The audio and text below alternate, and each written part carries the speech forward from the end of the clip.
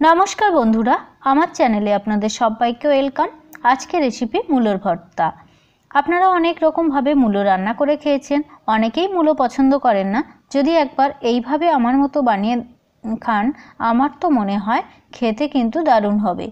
मूलो नियेछि एकटा मिडियाम साइजे, सादा मूलोटाई आमि नियेछि आदा कुचि नियेछि 1 इंची, रसुन नियेछि 7 থেকে 8 कोয়া, हिंग আর নিয়েছি গোটা জিরে, টমেটো, দুটো শুকনো লঙ্কা আর গোটা সর্ষে।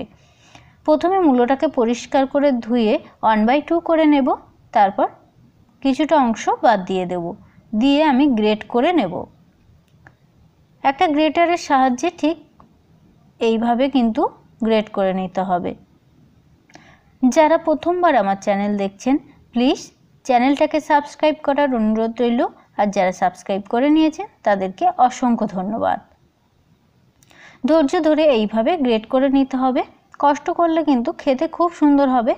দেখুন এইভাবে কিন্তু মূলো থেকে রসটা আমি বের করে নেব চেপে চেপে। মূলোতে যেন কোনোভাবে রস না থাকে, তাহলে মূলোর মধ্যে যে গন্ধ ভাবটা সেটা কিন্তু থেকে যাবে আর খেতে ভালো লাগবে না। ঠিক এইভাবে সমস্ত মূলো থেকে রসটা বের করে নেব। আপনারা অনেক রকম ভাবে হয়তো রান্না করেছেন, কিন্তু এইভাবে খুব সহজ পদ্ধতি, এটা রান্না করতে কিন্তু খুব একটা বেশি সময় লাগবে না, চটজলদি বানিয়ে ফেলতে পারবেন। দেখুন আমার রসগুলো বের করা হয়ে গেছে। ওভেনে কড়াই বসিয়ে ঠিক 2 টিস্পুনের মতো সর্ষের তেল দিয়ে দেব।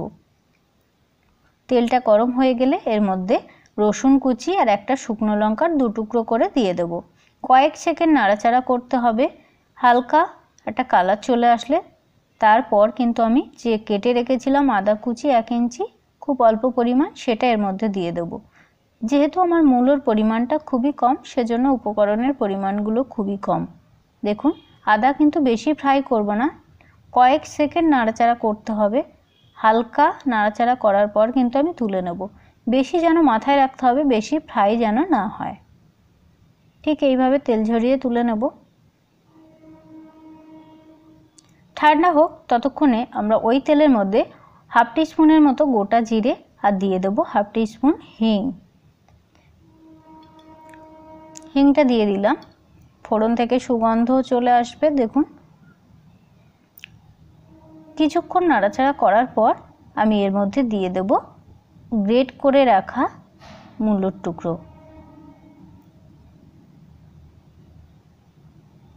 অল্প অল্প করে দিতে হবে।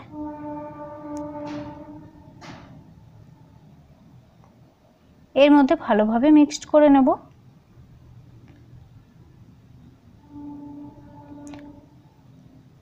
দেখুন ঠিক এইভাবে কিন্তু মিক্সড করে নিতে হবে।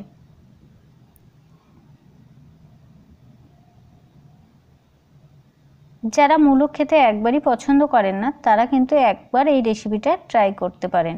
লবণ দিয়ে দেব পরিমাণ মতো, দিয়ে এটাকে একটু ফ্রাই করতে হবে। টমেটো একটা লেগেছে, এটা কিন্তু আমি ভালোভাবে দানা ফেলে দিলে ভালো হয়, কিন্তু আমি এখানে দানাটা ফেলিনি। এর মধ্যে দিয়ে আবারও ফ্রাই করে নেব। মূলো আর টমেটোকে ভালোভাবে ফ্রাই করে নিতে হবে। জলটা অনেকটা শুকনো হয়ে গেছে, এবার একটা প্লেটের মধ্যে ঢেলে নেব।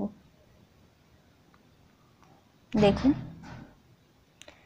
ঠান্ডা হয়ে যাওয়ার পর কিন্তু আমি এটা মিক্সিতে দেব, দিয়ে একটা পেস্ট বানিয়ে নেব।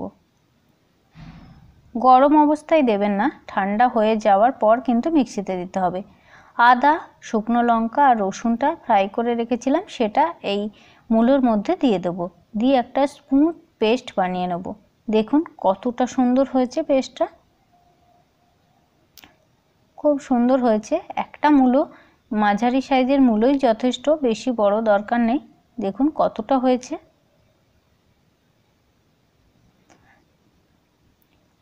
ওভেনে কড়াই বসিয়ে দেখুন আরও 2 টিস্পুনের মতো তেল দিলাম। তেল গরম হয়ে গেলে একটা শুকনো লঙ্কা 2 টুকরো করে হালকা ফ্রাই করে নেব। লঙ্কার মধ্যে একটা কালার চলে আসলে এর মধ্যে দিয়ে দেব 1/2 টিস্পুন মতো কালো সর্ষে। সর্ষে আর শুকনো লঙ্কা ফোড়নের গন্ধটা কিন্তু সুন্দর হবে, টেস্টটাও দারুণ হবে। এবার যে পেস্ট করে রেখেছিলাম মূলোর পেস্টটা কিন্তু এই তেলের মধ্যে দিয়ে দেব। ভালোভাবে মিক্সড করে নেব তেলের মধ্যে। যেন সর্ষে শুকনো লঙ্কাটা ভালোভাবে মিক্সড হয়। লবণ দিয়ে দেবো আর একটু পরিমাণ বুঝে, আর চিনি দিতে হবে খুব হাফ টিস্পুনেরও কম। পরিমাণ অনুযায়ী কিন্তু চিনিটা ব্যবহার করতে হবে। একটু মিষ্টি হলে খেতে ভালো লাগবে, যেহেতু মূলোটা একটু তেতো হয় সেজন্য মিষ্টি দিলে খেতে খুব সুন্দর হবে। মিডিয়াম হিটে এটাকে আমি হালকা কষিয়ে নেব। মূলোর ভর্তা আমার রেডি হয়ে গেছে। গরম গরম ভাতের সঙ্গে এই রেসিপিটা একবার খেয়ে দেখুন, আমার তো মনে হয় খেতে খুব সুন্দর হবে। যারা আমার চ্যানেলে নতুন অবশ্যই রেসিপিটা একবার ট্রাই করে কমেন্টের মাধ্যমে জানিয়ে দিন কেমন হলো আমার এই রেসিপিটা। দেখুন সব শেষে কিন্তু একটা শুকনো লঙ্কা আর হাফ টিস্পুন